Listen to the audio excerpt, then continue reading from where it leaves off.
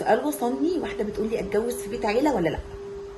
في الحقيقه ان مفيش اجابه واضحه للسؤال ده، لان في ناس اتجوزت في بيت عيله وكانت تجربه ناجحه جدا، في ناس اتجوزت في بيت عيله والتجربه كانت فاشله جدا. لكن الاكيد ان بيت العيله حاجه ما ينفعش ان احنا نتجاهلها، ولازم نقف عندها كده ونفكر فيها كتير. تمام؟ فخليني كده نفكر هو ايه اللي نجح الناس دي وايه اللي خلى تجربه الناس الثانيه ديت فاشله. تمام؟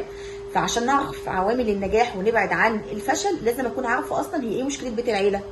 مشكله بيت العيله ان مع الاسف الحدود والخصوصيه فيه في ناس كتير ممكن تفتقدها.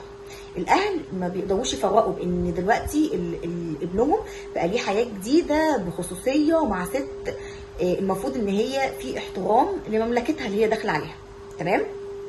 فغياب الحدود وغياب الخصوصيه بتخلي بقى القرارات كلها ما بتبقاش نابعه من البيت بس، تبقى كمان الاهل ليهم تدخل فيها، وده مع الاسف اللي بيسبب مشاكل، بيسبب ان التجربه بتفشل.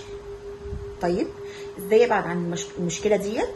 الحقيقه ان الموضوع كله بيبقى في ايد الزوج. مهما كانت الزوجه شخصيه لطيفه وشخصيه حلوه وجميله وتقدر تتعامل مع الناس، الموضوع كله في ايد الزوج. لو الزوج شخصيته قويه وناضج كفايه ان هو يقدر يفرق بين بره بوالديه وحفاظه على والديه وحفاظه على برهم، وبين ان في ست داخله البيت ده جديده من حقها يبقى ليها خصوصيتها ومن حقها يبقى ليها حدودها. تمام؟ طيب انا هعرف ازاي شخصيته عامله ازاي؟ هدي لنفسي فرصه في فتره الخطوبه، هدي لنفسي فرصه كده وابتدي ان انا اراقب البني ادم ده لما بتحصل مشكله بيتعامل ازاي، عنده قدره على المواجهه ولا لا، عنده قدوه ان هو يحميني ويرسم لي حدود واضحه من غير ما يزعل اهله ويوقعني في مشكله، لانه برضه ممكن يكون بيواجه وبيضايقهم، انت برضه اللي تتحطي في المشكله في الاخر. فلو هو عنده الدرجه دي من النضج وقوه الشخصيه ان هو يفرق بين بره الاهل وان هو يحافظ عليكي، يبقى خلاص ان شاء الله التجربه باذن الله تكون ناجحه.